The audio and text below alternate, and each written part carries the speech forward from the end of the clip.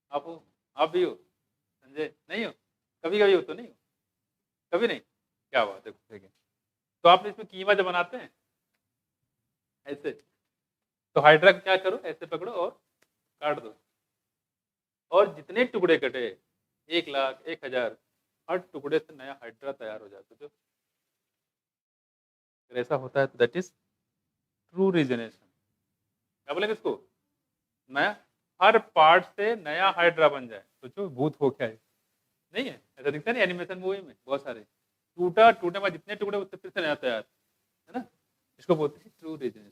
ठीक है, देखो, और ट्रू रीजनेशन कहाँ मिलेगा, प्लेनेरिया में, और प्लेनेरिया का जो प्लेटवन बोलते हैं, है ना, प्लेटवन से बिलोंग करता है प्लेटिसमेंथेस।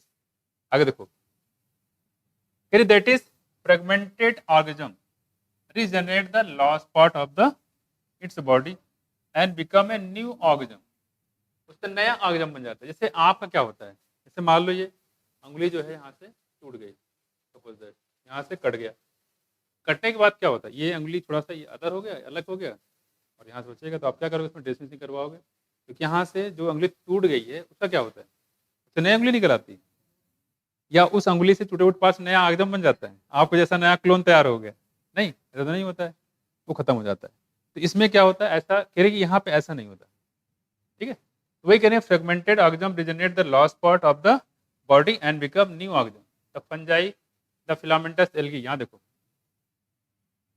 एक यहाँ पे एग्जाम्पल बताया गया, देखो कौन कौन, देखो fungi number 1, number 2 filamentous algae, जैसे यूलोथ्रिक, यूलोथ्रिक जो है कैसा है, फिलामेंटस है, क्या है, फिलामेंट, मतलब जैसे बताया कि फिलामेंट जैसा हो, जैसे हाइड्रा दिख रहा है आपको, ऐसे ही वो एल्गी होते हैं, तो बोलते हैं फिलामेंटस। तो फंजाई फिलामेंटस एल्गी, और देखो protonema mosses, 3 mosses, protonema moss, moss मतलब ब्रायोफाइट की बात करते हैं, ब्रायोफाइट 2 पढ़ेंगे, मॉस और liverwort, mosses all easily multiply by fragmentation. इसमें जो मल्टीप्लिकेशन होता है, डिवीजन होता है, किससे होता है, फ्रेगमेंटेशन से होता है। तो सिंपल से डायरेक्ट क्वेश्चन पूछेंगे, फ्रेगमेंटेशन कहाँ कहाँ होता है,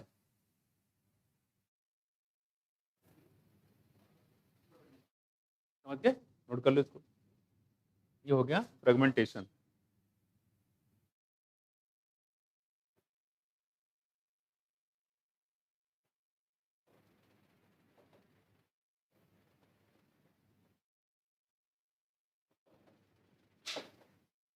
पंजाई हो गया,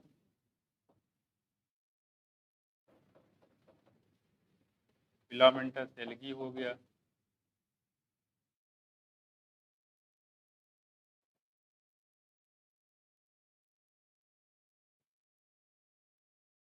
फोटोनिमा मॉसेस,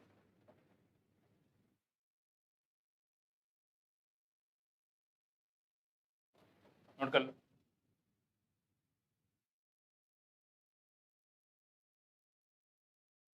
मैस्मेटिक टिश्यू क्या है, ओके,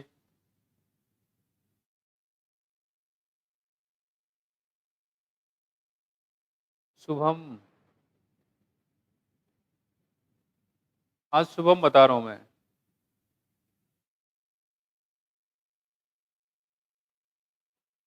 शुभम ये विकास के अलग है, टिश्यू क्या है सर, ओके, टिश्यू क्या है, क्वेश्चन तो ये है, और एक क्वेश्चन आया है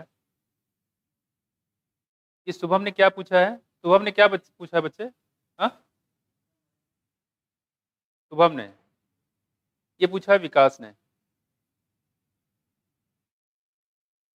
देखो, हाँ देखो क्या है, हाँ देख लो क्या है, मैं टिश्यू की बात करते हैं यहाँ पे।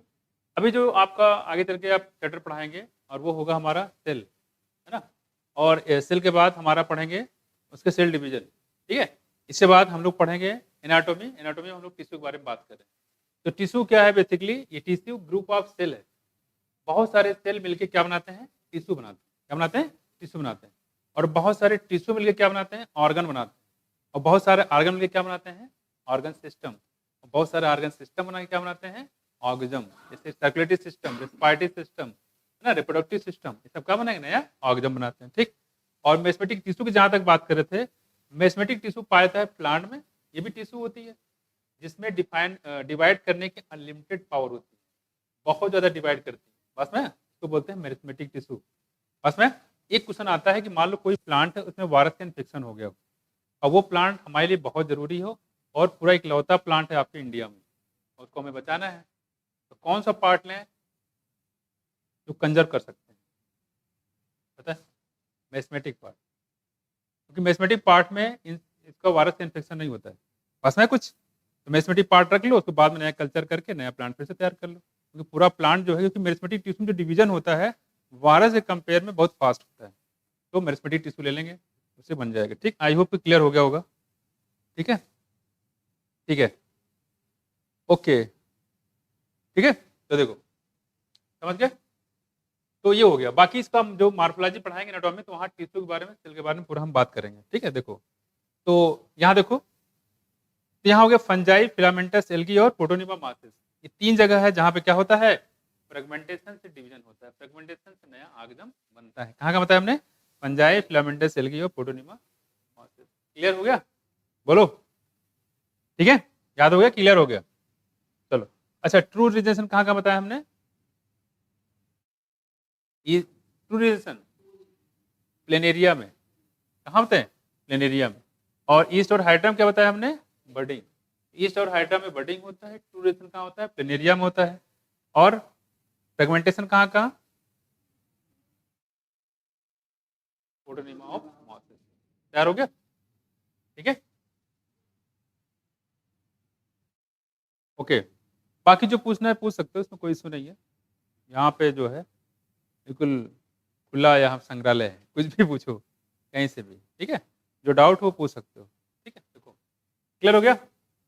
याद हो गया सबको?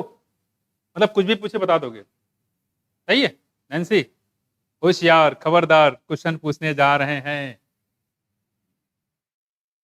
ठीक है, तो ये बताओ कि जो रिप्रोडक्शन होता है ये लिविंग में होता है कि नॉन लिविंग में? नॉन लिविंग रिप्रोडक्शन होगा? क्या कह रहे हो, तक है क्या? नॉन लिविंग कहाँ से जाएगा? नॉन लिविंग नहीं होता बच्चे। हाँ, नॉन लिविंग रिप्रोडक्शन नहीं होता है, किसमें होगा? लिविंग में, पहली बात। दूसरी बात करें यहाँ पे कि जो ईस्ट और हाइड्रम होता है, इसमें रिप्रोडक्शन होता है किस मेथड से? बडिंग से। और ट्रू रिलेशन कहाँ बताया हमने? प्लेनेरिया में। कहाँ पे? प्लेनेरिया में। और फ्रेगमेंटेशन कहाँ कहाँ बताया हमने? फंजाई, फिलामेंटस एल्गी और प्रोटोनिमा मासेस में। ठीक है, ये कुछ बात हमने यहाँ पे बताई। ठीक है, तो देखो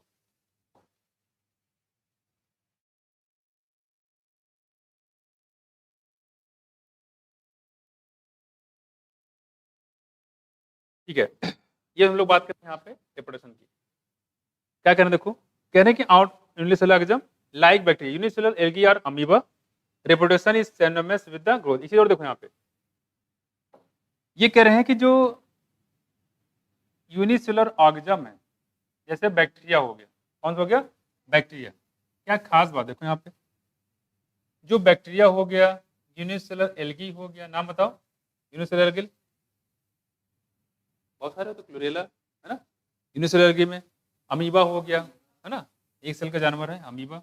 और देखो reproduction is synonymous with growth, reproduction is synonymous with growth. क्या मतलब इसका?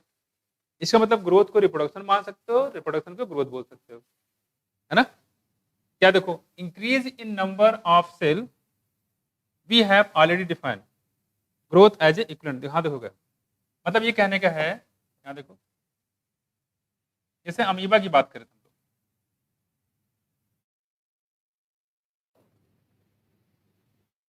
जैसे अमीबा मान लो, ये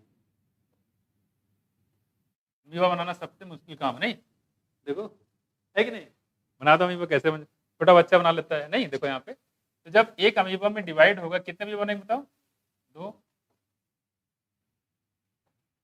2 से कितने बनेंगे?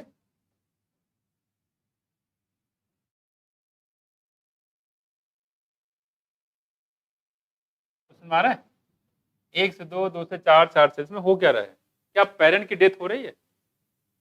पेरेंट की डेथ नहीं हो रही। जो पेरेंट है वो 2 में डिवाइड हो जा रहा है, फिर वो दूसरे में डिवाइड हो जाता है। तो आप इसमें क्या देख रहे हो? सेल के नंबर बढ़ रहे हैं ना? क्या बढ़ रहा है? सेल के नंबर बढ़ रहा है, ठीक है। तो वही कह रहे हैं कि जो इसमें आप इसको देखोगे सेल का नंबर बढ़ रहा है, तो नंबर बढ़ने को क्या बोलते हैं? ग्रोथ बोलोगे? ग्रोथ बोलोगे, है ना? तो वही कह रहे हैं यहाँ पे कि इसमें ग्रोथ, और एक आगजम से 2 आगजम बन गए, तो रिप्रोडक्शन का तरीका भी हो गया। इसमें इसको ग्रोथ भी बोल सकते हो और रिप्रोडक्शन भी बोल सकते हो। तो कह रहे हैं जो यूनिसेलुलर आगजम है उसमें ग्रोथ और रिप्रोडक्शन दोनों सेम घटनाएं होती हैं, सानोनिमस होती है, एक की जगह दूसरे को आप बोल सकते हो। लेकिन जो हायर एनिमल हायर प्लांट है उसमें ग्रोथ अलग चीज है, रिप्रोडक्शन अलग चीज है। सुना है कुछ? यहाँ देखो वही कहा यहाँ पे इंक्लूसिव इवेंट, दोनों के एक्सक्लूसिव इवेंट होते हैं, इंक्लूसिव ध्यान रखना। तो increase in number of cell, we have already defined growth as a equivalent to increase in number of cell or masses. Hence, we notice that in single cell organism, we are not very clear about the uses of these two terms, तो growth and reproduction। मतलब ये single cell organism में आप चाहे growth बोलो चाहे reproduction में, दोनों का मतलब सेम। उसमें कि भाई जब रिप्रोडक्शन होता है तो वहाँ पे क्या बनता है? एक पेरेंट में 2 बच्चे बन जाते हैं, और यहाँ पे जो ग्रोथ होता है तो वहाँ पे 1 से 2 सेल बन जाते हैं, तो सेल का नंबर बढ़ रहा है और रिप्रोडक्शन भी हो रहा है। तो उसको चाहे आप ग्रोथ बोलो चाहे रिप्रोडक्शन बोलो, दोनों सेम घटना है। लेकिन हायर एनिमल में अलग अलग होती है, ग्रोथ अलग होता है, रिप्रोडक्शन अलग होता है। खैर, तो ये हम लोग बात करें यहाँ पे इस बात कुछ चीजें यहाँ पर देखो, यहाँ पे कह रहे हैं कि there many organism which do not reproduce. अब एक चीज और आगे दिया गया है कि बहुत सारे ऑर्गेनिज्म होते हैं जिसमें रिप्रोडक्शन नहीं होता है ना, जिसमें रिप्रोडक्शन नहीं होता है, तो क्या बोलोगे इसको?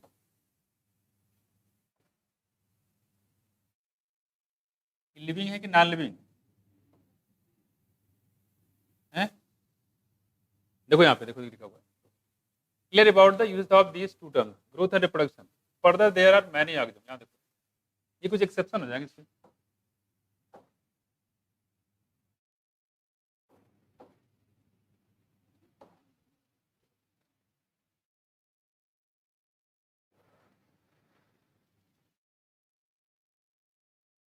शुभम बताओ बच्चे क्या डाउट है?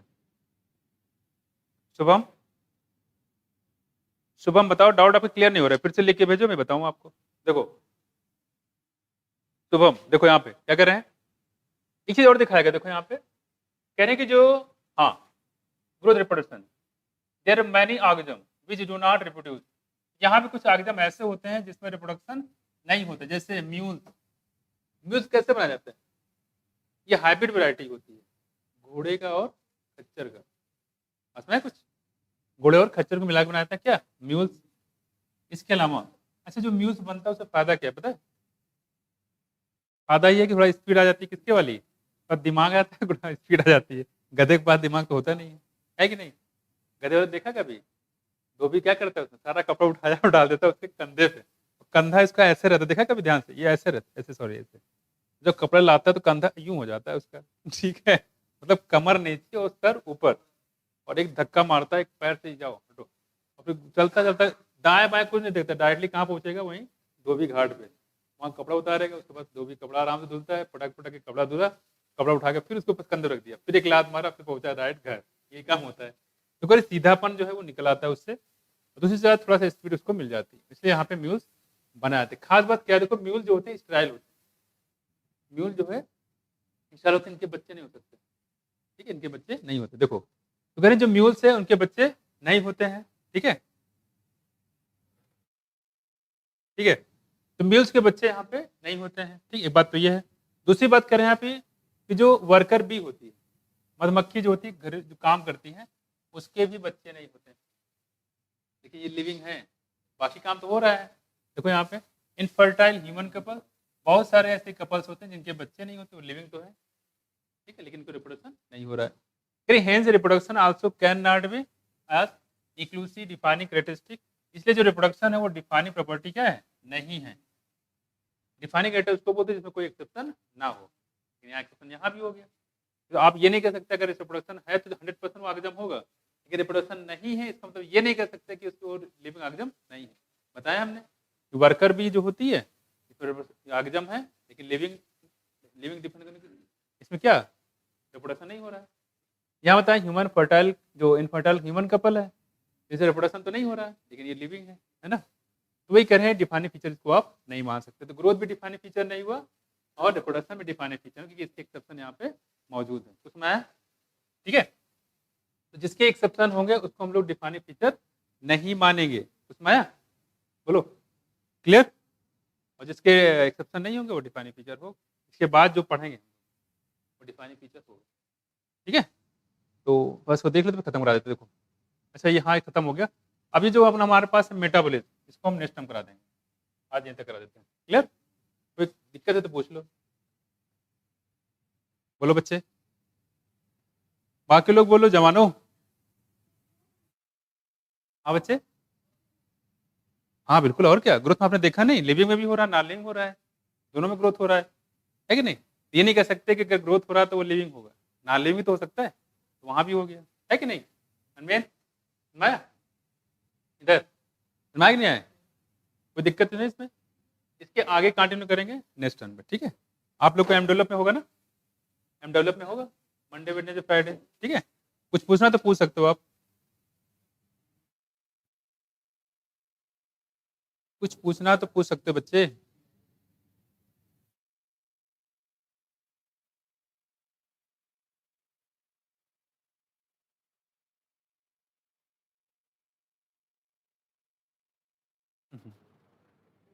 बाकी आप लोग पूछिएगा, इसमें डाल दीजिए कमेंट में, हम बता देंगे आपको, ठीक है? ओके, थैंक यू, बस यहीं तक, है ना? जितना मैंने आज तक करा है इसको पूरा आप रिवाइज कर लीजिए एक बार, ठीक है? और आपको करना क्या है, 11th की बुक लेके आना, ठीक है? इसको लेके आइए, इसको नोट कर लीजिएगा, ठीक है? Thank you.